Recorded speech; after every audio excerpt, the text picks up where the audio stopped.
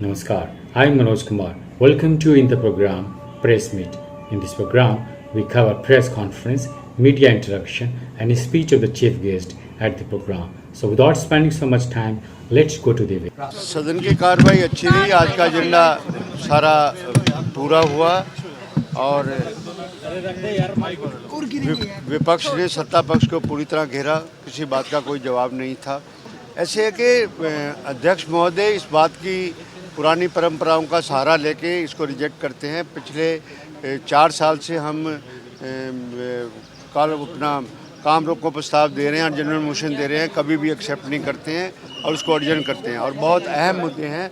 और आज जो जहरीली शराब का यमुनानगर का मामला था या अम्बाला का मामला था, वो एक बहुत संवेदनशील मामला था। उसके ऊपर काम रोको प्रस्ताव स्पीकर को एक्सेप्ट करना चाहिए था।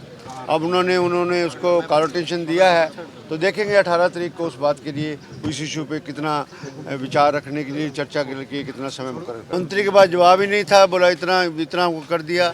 और कॉलोनियों के सारे प्रदेश का भट्ठा बिठाया हुआ है।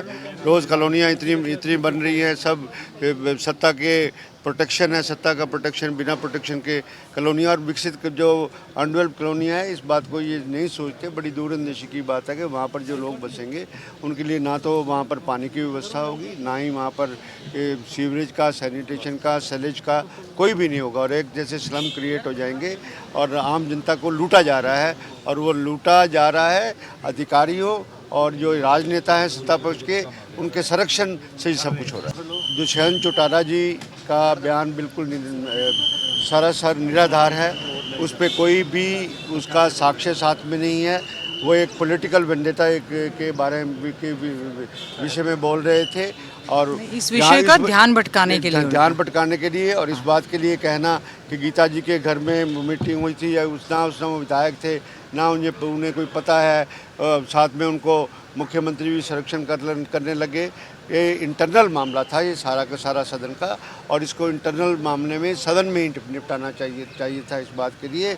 और गीता जी ने जो भी कहा, अपना अच्छा स्पष्टीकरण दिया और उन्होंने अपनी स्पष्ट स्थिति बिल्कुल सामने सदन में और उसको कही कि आपने इस तरह के एक दूसरे मेंबर के खिलाफ इस तरह के एलिगेशन नहीं करना चाहिए, जो इलेक्शन जो कि बिना तथ्य और निराधार है।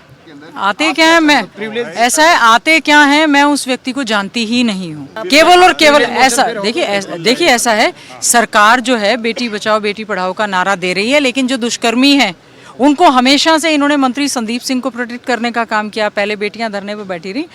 केवल और केवल जब ऐसा मामला आया है, हमारा इस पर ध्यान आकर्षण प्रस्ताव है, उस पर जब चर्चा होगी, हम पूरी तैयारी के साथ उसमें बताने का काम करेंगे कि असुरक्षित भावना जो बेटियों में है, जिसकी वजह से स्कूलों से ड्रॉप आउट हो रहा है, इस तरह से बचाने की बजाय वो वहाँ के विधायक हैं, उनको बच्चियों को प्रोटेक्ट करने का काम करना चाहिए। बिल हमेशा 5 दिन पहले पेश होनी चाहिए थी, आज ही सदन में रखे गए हैं और उसका जो मंगलवार को ट्यूसडे को उस पर कंसिडरेशन हो जाएगी और उसको गो थ्रू करेंगे किस टाइप की अमेंडमेंट, काहे की अमेंडमेंट चाहते हैं, तभी चर्चा की विषय की बात है। आज के दिन में बिना पढ़े हुए बिल पे कैसे बोल सकते हैं।